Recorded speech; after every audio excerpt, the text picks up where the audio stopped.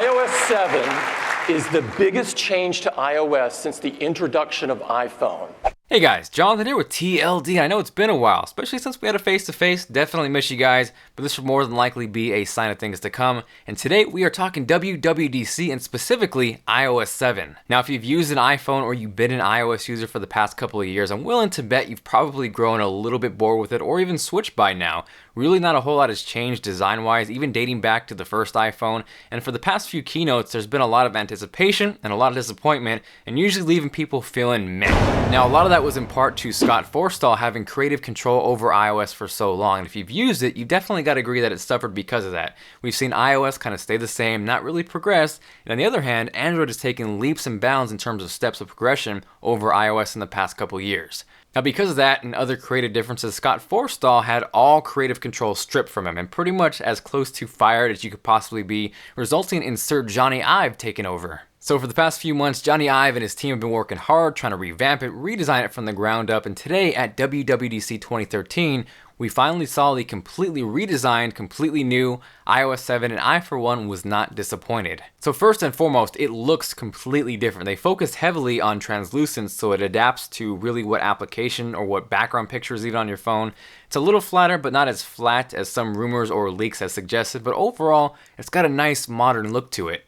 Now, there were tons and tons and tons of new features in iOS 7, but I want to go over my personal top 5 favorite, and they may be different from yours. So if you had a favorite feature or features, definitely let me know your opinion with a comment right below that like button. So the first feature that I found really useful and kind of stood out to me and I feel might get overlooked with all the flash and sparkle of iOS 7 is actually improved anti-theft support. So if you missed it, even after a remote erase, iOS 7 will display a lock screen message with your phone number and stating, "Please call me." And we know, unfortunately, we live in a world where not everyone's an honest person. So if someone does go ahead and try to wipe it and set it up as a new iPhone, they can't because it still requires your Apple ID and password. Next up is the new and improved redesigned Siri. Not only does she look better, but she can also perform system control functions. For example, you can control Bluetooth or Wi-Fi via voice control, something you could not do prior and something you still cannot do on Google Now. Next up is the new and improved Notification Center, which is leaps and bounds ahead of the current iOS setup. So essentially you have an interactive lock screen that breaks down all of your notifications into one convenient location. You can separate them by today, all, or missed. And on top of not only much improved functionality, aesthetically, it is much more pleasing to look at. Next up is Control Center, and again, if you've used iOS, you know exactly how counterintuitive it is just to turn something off like Wi-Fi. You gotta dig through the menus, go through settings, and there's like 18 million steps just to do one simple task, and that is eliminated with Control Center. So with Control Center, all you do is swipe up from whichever application or setting you're in. You have access to airplane mode, Wi-Fi, Bluetooth, do not disturb, and orientation lock. You can now finally quickly adjust the brightness of your screen. You have music controls, you have AirDrop and AirPlay controls as well. And maybe most impressive, there is now a built-in flashlight control. So no longer do you need an app or you're gonna have to use your camera for that feature. And finally, rounded up my list of top 5 features is true multitasking. I've actually switched to Android for the past few months, so I've really come to kind of dislike multitasking on the current iOS platform. You gotta double tap the home button, and you gotta X out of each app individually, and you could be there for way too long just to switch or to close all your applications.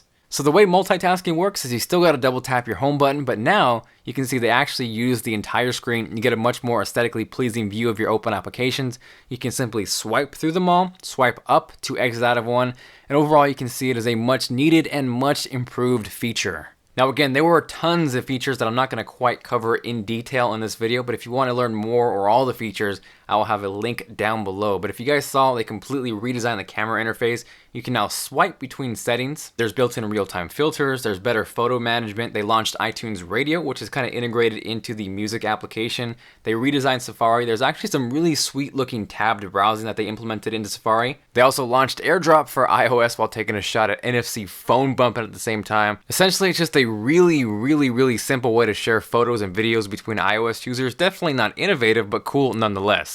They improved the App Store so it's easier to navigate, and if you caught the keynote, they had one particular shot where they had a screen up and it was kind of showing lots of text of the other features in iOS 7. And if you were able to catch it, one of them was FaceTime audio. So one could presume that was obviously audio Wi-Fi free calling. So I'm not sure how AT&T and Verizon will feel about that one, but that should definitely be good for us, the end users. Now I know one of the major questions we're going to ask is, what is this compatible with? So it is compatible with the iPhone 4, 4S, 5, unfortunately only the 5th gen iPod Touch, so anything prior to that, you are SOL. It'll also work on the iPad 2, Retina display, so that is the 3rd and 4th generation, and obviously the iPad mini. So that's it in a nutshell. Again, if you guys missed anything, I will have all the recap and the full features list linked down below. As always, if you guys did enjoy the video and you are feeling like being awesome, make sure to hit that like button. It is much appreciated. It helps the channel out, and I will also throw a virtual high five at your face. Again, I would love to hear your opinions on iOS 7. Did you like it, love it, hate it? Leave me a comment down below. And if you have any questions, I do try to reply to as many YouTube comments as possible, but it does get a little bit messy. So the absolute best way to get a hold of me